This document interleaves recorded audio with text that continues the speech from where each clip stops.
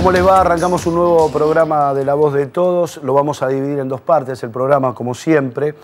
Primero nuestra solidaridad, nuestro respeto, nuestro pesar, y acompañamos al pueblo venezolano y a la gran colonia de venezolanos que viven en la Argentina ante la desaparición física de su presidente.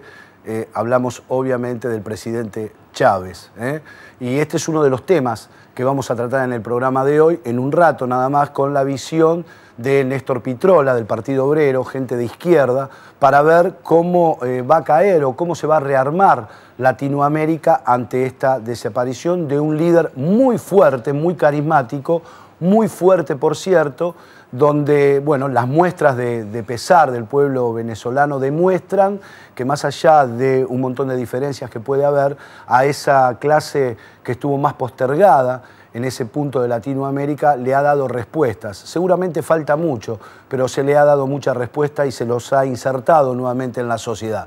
Pero esto no quiere decir que seguramente en el futuro esto no traiga consecuencias, esta desaparición física, porque ustedes saben que cuando pasan a la inmortalidad estos grandes héroes, llamados así por sus propios pueblos, o estos grandes estadistas, o estos grandes hombres que marcan tendencias, lo que viene después muchas veces suele ser traumático. Le ha pasado a la Argentina con la muerte del general Perón, hasta tanto el peronismo pudo nuevamente encauzarse y quizás buscar algún tipo de referente o algún tipo de líder, pero nunca hubo alguno que pudiera reemplazar ni al general Perón ni a Eva Duarte de Perón. Lo mismo le pasó al radicalismo con Irigoyen, después quizás insinuando un poco Ilia, Ricardo Balbín y el último Raúl Alfonsín. Y desde la muerte de Raúl Alfonsín el radicalismo todavía no pudo encauzarse detrás de un líder. Pero bueno, le vamos a pedir a Néstor Pitrola que nos haga un balance de qué ve en el futuro de Venezuela y fundamentalmente las relaciones con nuestro país.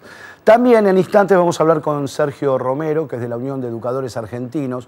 Ustedes saben que en gran parte de la República Argentina todavía nuestros chicos no tienen clases, pero fundamentalmente la crisis que se vive en la provincia de Buenos Aires, que fue aplazada esta nueva reunión justamente con lo que tiene que ver con la muerte de Chávez, hace que el conflicto se vaya profundizando cada vez más. Seguramente en el arranque de esta semana vamos a tener novedades y muy posiblemente en la provincia de Buenos Aires, fundamentalmente, donde está la mayor matrícula, va a haber muchos chicos que van a tener muchos menos días de clase. Desde la Unión de Educadores Argentinos, ustedes saben, Sergio Romero ha estado en varios programas, estuvo en este programa también hacia fin de año, adelantando un poco lo que iba a pasar si no se hablaba como se tenía que hablar. Creo que con Sergio, y ahora me lo va a confirmar, aquí estuvimos hablando de este tema allá por diciembre, y hasta el día de hoy la cosa sigue igual. Dos cositas para comentarles. Una tiene que ver con los subtes. Tanto ruido que se hizo por la inauguración de la línea A, no empezó a arrancar el primero, que ya hubo inconvenientes. E inconvenientes graves, que no pasaron a mayores, que fue cuando se quedó sin electricidad una parte de uno de los vagones y nadie sabía cómo solucionar el problema, nadie sabía cómo hacer bajar a la gente, nadie sabía cómo actuar ante una emergencia. Seguramente muchos pensaron, arrancan los trenes nuevos, vamos a estar tranquilos por mucho tiempo, no va a haber ningún inconveniente. Pero nadie sabía cómo solucionar el problema. Es más, muchos de los manuales para poder ejecutar algunos de los trabajos relacionados con estas nuevas formaciones todavía no están traducidos y están en chino. Tuvieron que salir a buscar a un chino para que les explique parte del manual. Vergonzoso, después de todo el show mediático que hizo el jefe de gobierno, por supuesto. Y otra cosita de la cual me voy a ocupar la semana que viene. Y este es un mensaje para el titular de ARBA en la provincia de Buenos Aires. Me han llegado muchas denuncias de un nuevo negocio, de un nuevo curro. ¿Cuántos abogados tiene la provincia de Buenos Aires al divino botón? ¿Cuántos abogados tiene ARBA? Ahora, ¿qué ha hecho ARBA? Un convenio donde terceriza a abogados externos para que ejecuten a aquellos que son morosos y les cobren. Pero ¿saben lo que está pasando? Los abogados le cobran sus honorarios primero al deudor. Le cobran la deuda de ARBA, pero no se la imputan en la cuenta. Y hay problemas con muchos contribuyentes que hoy se encuentran con un juicio de apremio o que se encuentran que ARBA le bloquea algunos otros trámites porque supuestamente siguen debiendo. Pero los abogados ya cobraron sus honorarios, que es lo único que le importa, pero no dan de baja la deuda en ARBA que el ciudadano ha pagado. Un curro muy interesante, ¿eh? Muy interesante. Sergio, ¿cómo estás? Bienvenido. Un gusto. Bueno, habías adelantado Sí. allá por diciembre Así lo que es. se venía. Así es. ¿Y te preocupa cómo está la situación? Me preocupa mucho. Está bueno recordar algunas cosas, ¿no? Nosotros tenemos negociaciones colectivas a raíz de una decisión política del expresidente Néstor Kirchner, allá por el año 2007, que lo plasma en el decreto 457. Y es una herramienta fundamental para que los trabajadores podamos discutir salarios y condiciones de trabajo. Y lamentablemente por los resultados que se han venido dando ha sido una cosa no aprovechada en su totalidad, ¿no? Este año en curso hemos tenido la misma experiencia que el año próximo pasado, que es lo que decías vos, que terminó prácticamente de la misma manera, es decir, 2 cierres unilaterales de parte del gobierno nacional, imponiendo un salario a los docentes que recién ingresan al sistema educativo nacional, sin consenso de los trabajadores. Y esto se hace difícil, genera una razonable manifestación de los trabajadores en todo el país para recuperar el salario, que ha perdido el poder adquisitivo de manera muy notable, y también discutir condiciones de trabajo, es decir, cerrar de manera unilateral una paritaria, cierra la posibilidad de discutir con el Estado empleador, y evidentemente ha habido una manifestación, primero con un paro en el día del inicio de clases, muy masivo, muy contundente, y esto yo creo que nos tiene que hacer reflexionar a todos. Es un terreno no deseado por nadie. Nosotros sabemos la obligación social que tenemos, queremos estar en las aulas, queremos jóvenes capacitándose para posteriormente incorporarse al mundo del trabajo, pero también lo cierto es que el Estado tiene obligaciones indelegables en esto y tiene que reabrir estas conversaciones. Nosotros apostamos al diálogo para ver cómo superamos esta instancia que tiene un reflejo prácticamente en todo el país de un disconformismo puntualmente en materia salarial que debe hacer reflexionar a todos y particularmente al Estado, ¿no? Ahora, hay una realidad objetiva, Sergio. Muchas veces nosotros los padres nos quejamos y decimos, pero estos maestros, los chicos no tienen clase. Pero te decía, hay una realidad objetiva y hay que entenderla. Cuando la Argentina ha vivido situaciones de crisis, no solamente la crisis del 2000-2001, sino otras crisis importantes, debemos reconocer, y los padres que enviamos a nuestros hijos a la escuela pública tenemos que estar agradecidos, porque el docente cumplió una función para la cual no está preparada y para la cual tampoco se le paga, que fue hacer de asistente social, la contención social. El trabajo social que han hecho los docentes tendría que estar reconocido de alguna manera por la sociedad en su conjunto y obviamente por el Estado. Sin ninguna duda. Además, se siguen haciendo todavía ese tipo de asistencias sociales, particularmente en escuelas donde hay comedores escolares, en escuelas rurales, es decir, el docente tiene actividades que no tienen nada que ver en concreto con la cuestión de enseñar y con el proceso de enseñanza-aprendizaje, ¿no? Así que evidentemente sí, es cierto, por haber ausencia del Estado en muchos casos el docente ocupa ese rol para que se pueda tener con cierta regularidad el sistema educativo. Pero a esto hay que sumarle otras cosas, es decir, detrás de un docente hay miles de familias que necesitan afrontar cuestiones mínimas, es decir, alimentación, vestimenta, salud. Fíjate vos, hay una cuestión que esto va a ejemplificar muy claramente, ¿no? Hoy un docente que ingresa al sistema educativo, por ejemplo, en la provincia de Buenos Aires, percibe 2.900 pesos. La provincia de Santa Fe, por ejemplo, ha ofertado hace horas para el cargo de testigo, es decir, el docente que ingresa al sistema, 4.720 pesos.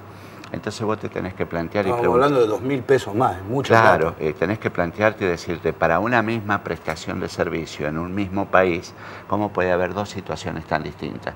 Me parece que esto hay que dialogarlo, hay que generar los ámbitos de discusión. Nosotros lamentamos mucho los conflictos que se han generado en muchas provincias argentinas, porque nuestro deber es estar en el aula, sabemos el compromiso social que tenemos, pero te insisto, decir hoy un docente, una familia de trabajadores no puede vivir con un promedio de 3.000 pesos mensuales.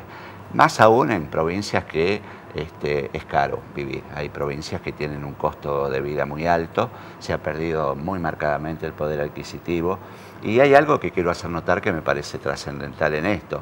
Gran parte del salario del trabajador docente va para la capacitación.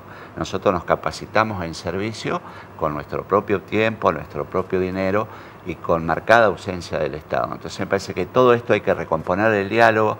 Yo invito a las autoridades nacionales a reabrir la discusión, a ver cómo encauzamos esto, porque la escuela pública es trascendental, es vertebral, para cambiar un montón de situaciones que vive el país, situaciones no deseadas por nadie.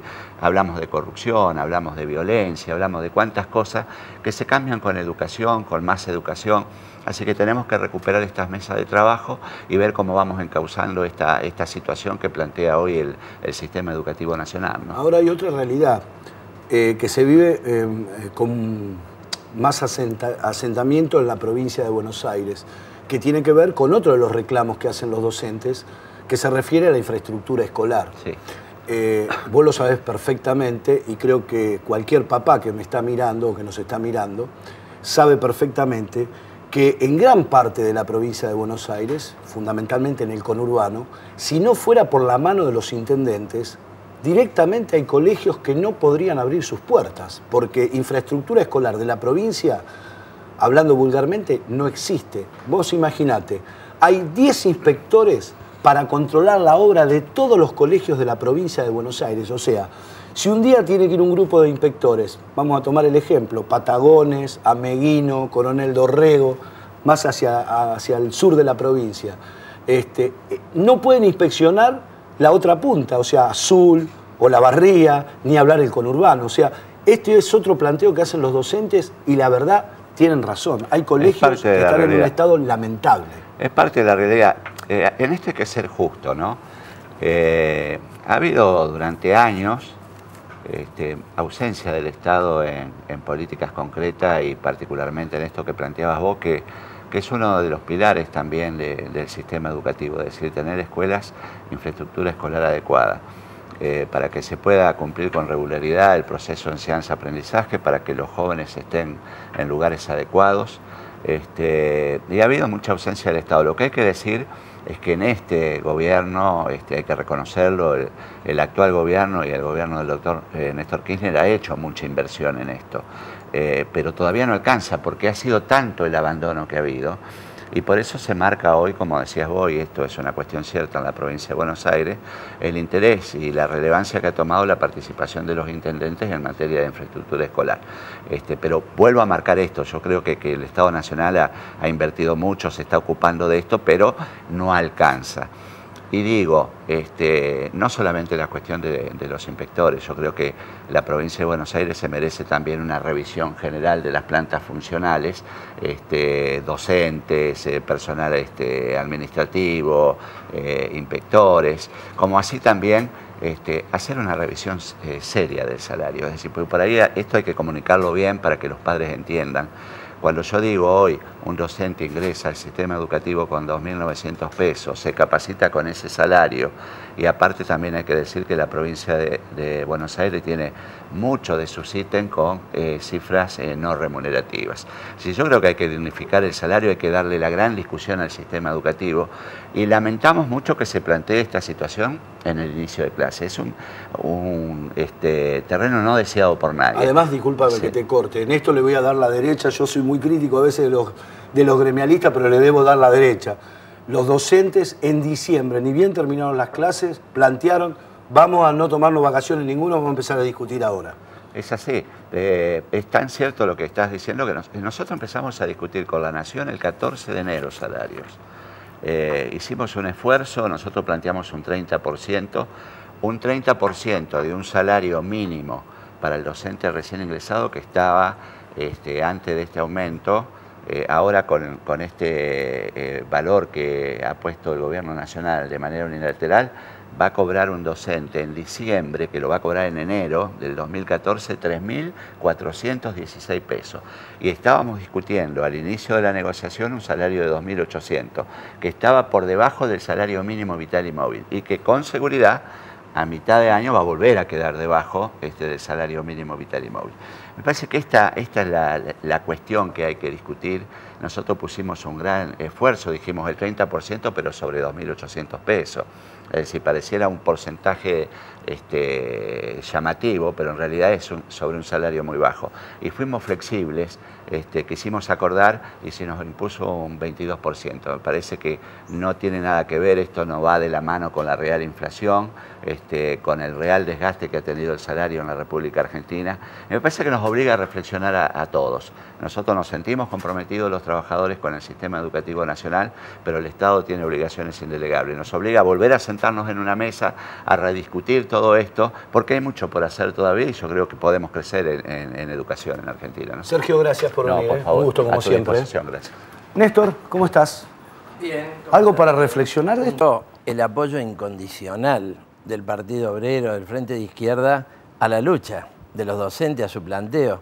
En esto va la defensa de la educación pública. Llamamos a todos los papás a constituir comisiones de padres y demás y apoyar esta lucha docente. El kirchnerismo ha rescatado el esquema de los 90, porque el recurso está en la nación y el gasto educativo está en las provincias. Y ahora con el ajuste, producto de un agotamiento de una política económica, ahogan a las provincias. ¿Y quién pierde? La salud pública, la educación pública. Tanto que criticamos a Cavallo, seguimos manteniendo la política de Cavallo, no la tocamos. Nosotros somos contrarios a las leyes educativas que están vigentes, somos partidarios de nacionalizar la educación.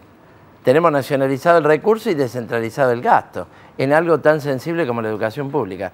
Apoyamos integralmente nuestra fuerza política. Yo estoy haciendo campaña en toda la provincia de Buenos Aires, ya como candidato a diputado nacional del Partido Obrero en el Frente de Izquierda, y mis primeras palabras en cada distrito son el apoyo a los docentes. El otro tema, Daniel, es que alrededor de esto se discute en el país, es el primer caso líder, de si vamos a tener el tope dictatorial del 20% en las paritarias o no. Y esto es muy fuerte, porque volveríamos a sufrir un plan de estabilización con la factura a los asalariados, a costa de los asalariados.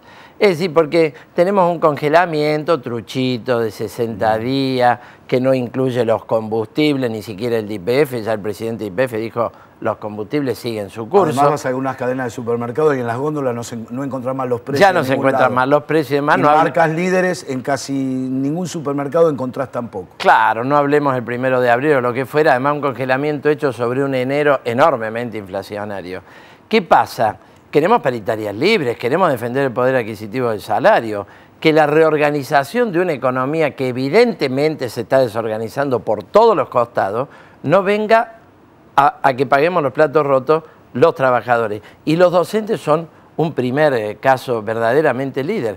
Así que tenemos que apoyarlos desde todos los ángulos, porque los papás de los niños que van a la escuela pública después van a sufrir el mismo problema del ajuste contra el salario. Básicamente te convoqué para que me hagas un análisis, un diagnóstico, el futuro de América Latina, fundamentalmente de Argentina, después de Chávez. Bueno, yo creo que lo primero que me gustaría considerar es la comprensión del dolor del pueblo de Venezuela, de los trabajadores. Somos una corriente de la clase obrera, de los explotados de América Latina, y sabemos por experiencia propia del pueblo argentino lo que significa en este caso la pérdida de un líder con la impronta personal de Chávez, que además ha muerto de un modo heroico en el sentido de que él ya con un cáncer terminal se carga una campaña electoral que la gana personalmente contra toda la oligarquía que se unificó en la candidatura de Capriles, ¿no? Los viejos intereses del imperialismo norteamericano, de la oligarquía venezolana. Entonces esto es lo primero que hay que considerar, Creo que el chavismo es sin duda la experiencia vértice de las experiencias nacionalistas en América Latina y no es una experiencia nacionalista que surge de una combinación parlamentaria, del copamiento de una camarilla de algún viejo partido como puede ser el PJ, surge del interior de las Fuerzas Armadas en un momento en que se da el Caracazo, una gran pueblada en 1989, y Chávez encabeza una fracción de las Fuerzas Armadas que se levantan contra la masacre del pueblo venezolano, contra una masacre operada por un presidente Pérez de Acción Democrática que era los planes fondomonetaristas de la época, un gobierno oligárquico, entreguista de la renta petrolera, entreguista de todo en Venezuela, con una Venezuela en un mar de pobreza. Entonces ahí surge una confluencia de un movimiento de masa con una fracción de la Fuerza Armada.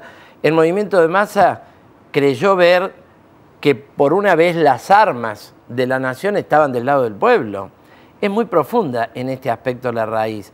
Luego Chávez va a defender la soberanía petrolera, defendiendo PDVSA, primero ante un golpe militar y después ante el gran lockout. Nosotros nos movilizamos en la Argentina en aquel momento, miles de compañeros, lo recuerdo fines del 2002, principio del 2003, movilizaciones de miles de compañeros contra el golpe contra Chávez. Es decir, que acá hay una experiencia profunda. Ahora, consecuencias en América Latina y en la propia Venezuela. Porque, ¿qué pasa? A 15 años de la experiencia chavista, nosotros somos una izquierda crítica, digamos, una izquierda independiente del chavismo, porque tenemos muchas izquierdas absolutamente chavistas.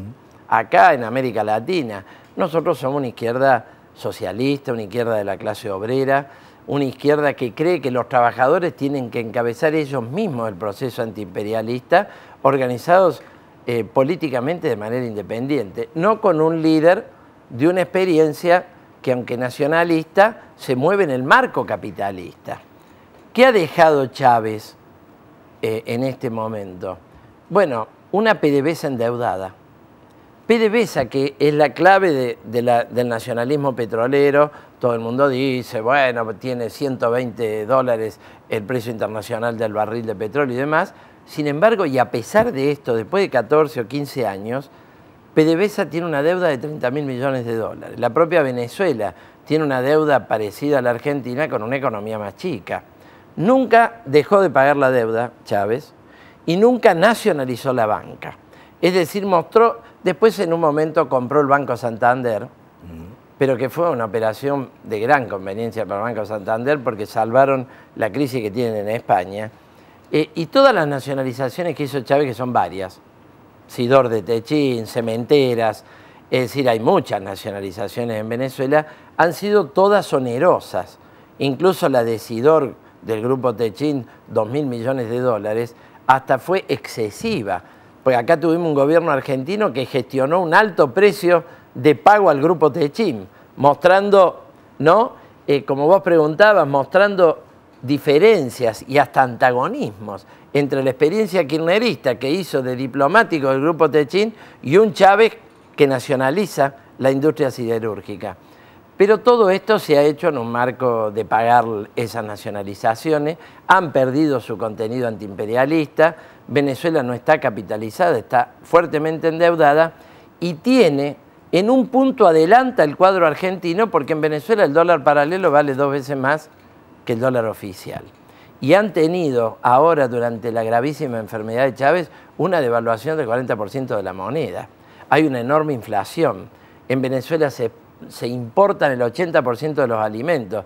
Es decir, la renta petrolera no le permitió a la experiencia chavista industrializar Venezuela.